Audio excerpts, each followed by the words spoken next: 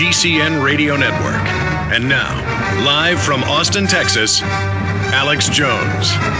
Major new developments. We know Blackwater's being used in North Carolina with the police, and Southern California raiding marijuana dispensaries that are totally legal. LA Times. Another mercenary group. The town built this FEMA camp, this detention center. They didn't know what it was for, barbed wire fences. Then this group shows up calling themselves American Police Force and says they want all this acreage. The mayor says, we don't know why they're here, why they've put hardened police on their black SUVs. And all of this is going on. First hour, we played the local news clip where the mayor and others are saying, we don't know why they're here. We don't know why they say they're our police now. We played it first hour, the audio. Ladies and gentlemen, as I got Steve Quayle on the line to go live with us, who told me about this last Friday, was desperately trying to call me before it broke in the news over the weekend. Steve Quayle was telling me about it. He has the full intel on it. He lives up there, very nearby, and he has a huge listenership himself in that area. And he told me it's down. We went and checked. It's been removed off the local TV station website.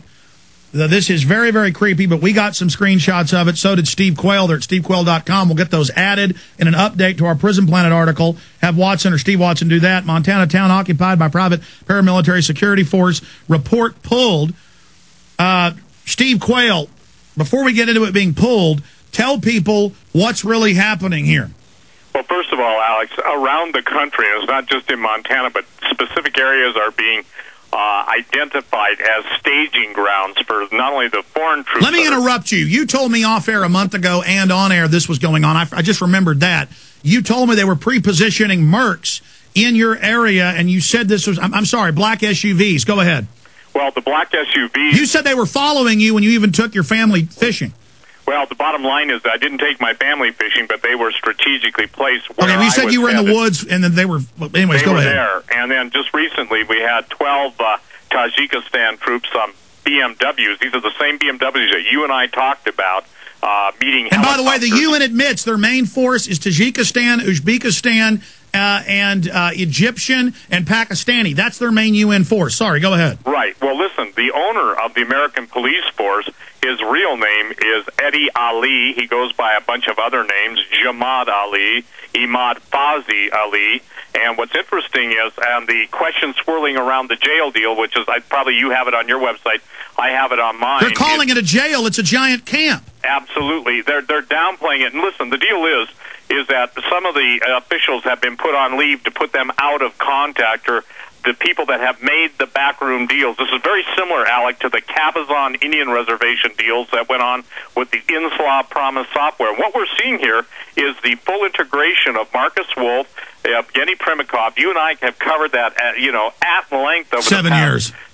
But what's really important, I think it will be important for us to quote Maziar Mafi, who describes the Santa Ana Company as a fledgling spinoff of a major security firm founded in 1984.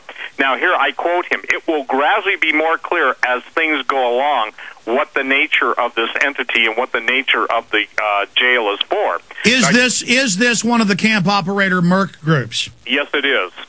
But it's probably one of the most lethal camp operator groups. Now, first of all, too, some stories have said there were 3 SUVs. Look, when I post the alert on my website, and that's where it was posted first, it was sent to me. The bottom line is this is from people who live there. There are people saying, well, I don't see any of that stuff. It can't be true. I got news for you. Before you go knocking stuff, we've done our background, and our deep pool sources are all saying, look, we know this guy, the guy that owns the company, but we've never seen this name before. So what it is, it's a bunch of different and foreign corporations and foreign paramilitary groups that have been hired by our government. Alex, listen, I'm on the phone with my webmaster, Holly Dale, and this site is up immediately while we're on the phone together, and she's capturing the screenshot that goes down because we're talking in real time at the time it's done. Stay there. Stay there. I've got key intel points that you can verify when we get back. Steve Quayle, this is mega important. Foreign mercs now operating as police. Have you ever wanted to generate your own... Big Brother, mainstream media, government cover-ups. You want answers? Well, so does he. He's Alex Jones on the GCN Radio Network. And now, live from Austin, Texas, Alex Jones. For PrisonPlanet.tv viewers watching the simulcast radio show, we're showing the video of Pittsburgh. G20 admitted that, quote, secret private mercenaries were dressed up as military, grabbing protesters and throwing them into cars. We just showed that video. We'll show it again. Why do I raise this point now? They admit Blackwater, other groups are going to be used inside the U.S. The L.A. Times and the Washington Times both reported in 1993 and again in 1994 that George Bush Sr. brought in 3,200 plus Iraqi Republican Guard trained in the 80s by the CIA, brought them in out of Iraq. They were involved at Elohim City with McVeigh and others in the Black Op.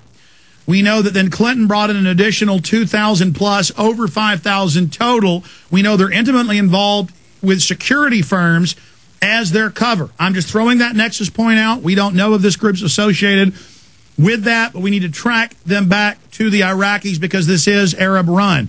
Now, stopping there, we have all of this going on. We have this FEMA center that the town mayor and others were saying, we don't know why. It was just built here. They wouldn't say what it was for. Black SUVs showed up with the term hardened police, which are not part of the police department. There's a county there, no police in the small town.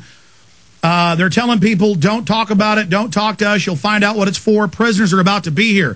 From the evidence, Obama said that in Wyoming and Montana, they had built camps that they were going to put the people from Camp X-Ray at Guantanamo Bay in and other black sites in Eastern Europe and Asia, moving them there.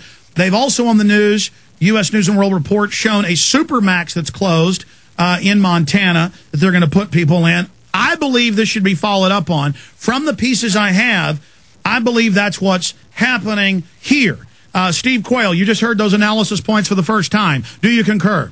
Oh, I absolutely concur, but it's even beyond that, Alex. Here's the deal. Recap it all. Recap it all. I'm going to shut up. Recap it all. Every one of your listeners must go to the Internet and type in Cabazon, C-A-B-A-Z-O-N, plus CIA. And what you're going to find out, you'll find the history of what went on the Indian reservations. Hardin, Montana is in the area of one of the largest Indian reservations in Montana. Indian reservation is a Native American reservation, is a separate legal entity, and basically the intelligence communities, look, nobody could take down a website. Well, I'm on a phone conversation with that much authority to even go into the Wayback Machine, which is a machine you can check stories out on the Internet that have disappeared off of their original host site. No one has that kind of power except the major intelligence organizations of the United States.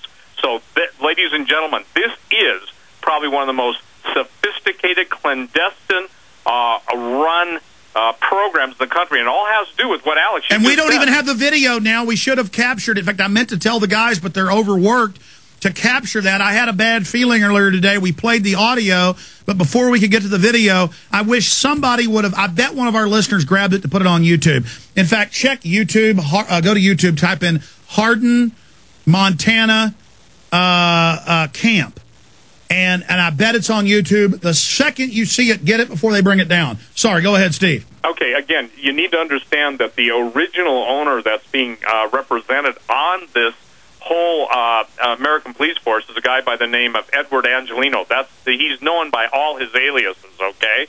And all of the names I read to you, the different aliases and spelling them out, obviously he's got a foreign, it sounds like maybe an Iranian, who is the spokesman for the attorney for the group that just came on 30 days ago. So what we're trying to do, Alex, is you and I are trying to give the listeners, our cooperative listeners, meaning those that are all the intel patterns to follow to get us the info.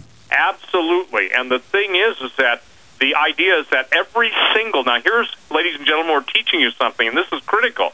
All of the addresses are virtual addresses, Alex. They don't exist. That was admitted in the local news, that it's a shadowy group based by the White House. Right. I'm getting emails asking me... By the way, that address is very close to the Iraqi Friends Committee, the group with Chalabi. I noticed that this morning. Yeah, well, here's the thing. Let's spell it out really simply.